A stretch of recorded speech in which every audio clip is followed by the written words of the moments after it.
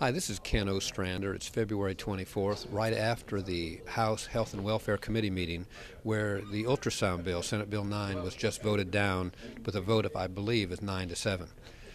The concern here, though, is not just that the committee voted it down, but this is evidence of a mastery of manipulation of the committee system. The fact of the matter is the 5 leaders in the House, happens to be the Democratic Party since they're the majority party, those 5 leaders have made deals with a handful of very liberal legislators, and they're scratching one another's backs, and they've committed to kill these bills. This bill did not need to go to this committee, where it was a graveyard committee set up to die. It used to go to the Judiciary Committee when the committee chairman there was pro-choice and would kill it there. When that chairman left and went to the Senate, the leadership began placing it in this committee. The fact of the matter is the majority party has a caucus meeting, and they decide what bills that they're going to vote on. And this bill came up behind closed doors, and they decided not to vote on it, not to allow it to the floor. Now, that's not illegal, but it is wrong, because the will of the people of Kentucky and even the will of the representatives is not being conducted. We interviewed 60 legislators, Republicans and Democrats alike, from January 1st through February 1st, and 60 of them committed to vote for this bill.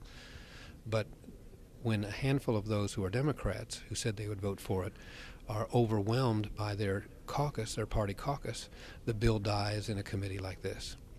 We encourage you to examine what's going on in Frankfort and recognize that there's a tyranny that is presiding over pro-life and some pro-family bills, and it's simply wrong.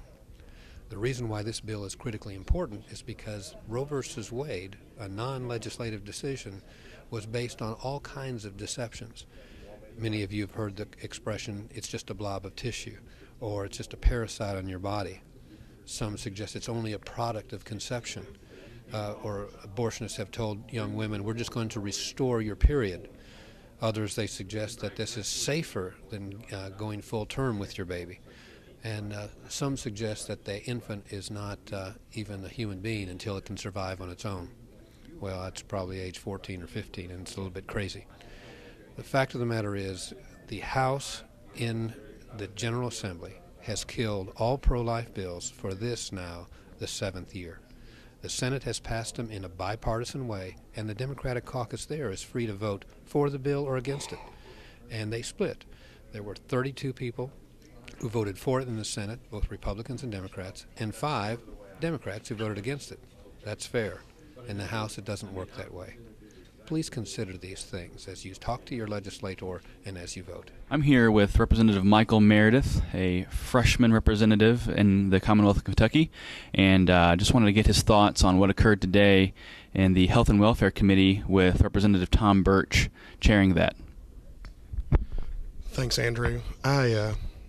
As Andrew said, I'm a freshman member of the House of Representatives here in Kentucky and not a member of the Health and Welfare Committee, but I was here for the hearing today on the informed consent bill, and I think it was such an important piece of legislation, and that's why I made the committee meeting today, and I was very disappointed in the outcome. Representative Wade made the comment, let's put this before the whole body so that voters from all over the state can have their representatives have a say in this. And it's my feeling that truly representatives from the cities of Lexington and Louisville made this decision for folks across the entire Commonwealth of Kentucky. It was a party line vote, and it was a vote of the urban areas and them having their say in the issue and not giving it a chance before people all over the state in the rural areas who have the values that I share and many of our colleagues here in the House share. So very disappointed in that. Disappointed in how some of the meeting was handled with parliamentary procedure rules and things of that nature, and disappointed we don't get a chance to vote on this on the floor of the House. Hello, I'm State Representative Tim Moore, and I'm just coming out of the Health and Welfare Committee meeting held toward the end of the legislative session. It is February 24th, and today we just heard Senate Bill 9. I was very encouraged by much of the testimony that occurred today. We stayed very above board in terms of presenting the facts. The fact is Senate Bill 9 represents an informed consent bill, giving women more information so that they can make a good choice. Obviously, many of us on the pro-life side believe that that means a choice to allow their unborn baby to continue to live.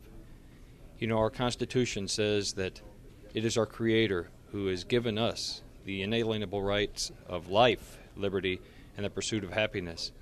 And we believe that because our Creator has given life, it is unwise, it is a bad choice to take away that life. In this country, legal precedent has declared that women do have that choice. This bill would not have impacted that. Instead, it would have made sure that they had all the possible information. A lot of red herrings were thrown out to include cost and to include a burden on the mother. You know what? Motherhood is a privilege, and one that many of these young ladies come to regret not having because they are rushed through a procedure that terminates a life.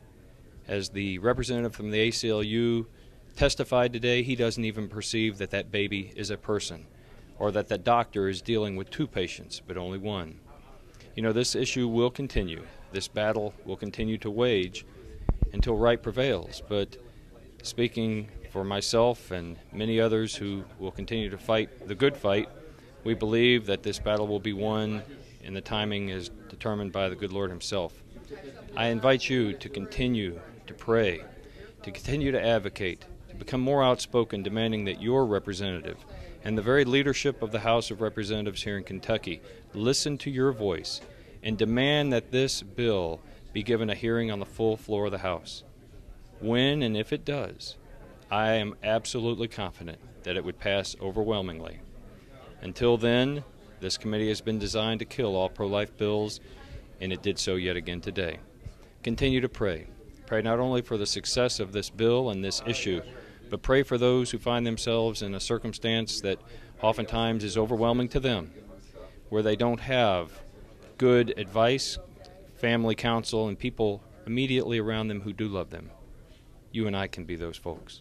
And then even for those who make a choice that we think is wrong, let's continue to love them as well. I prayerfully ask for your continued support, and I thank you for your time.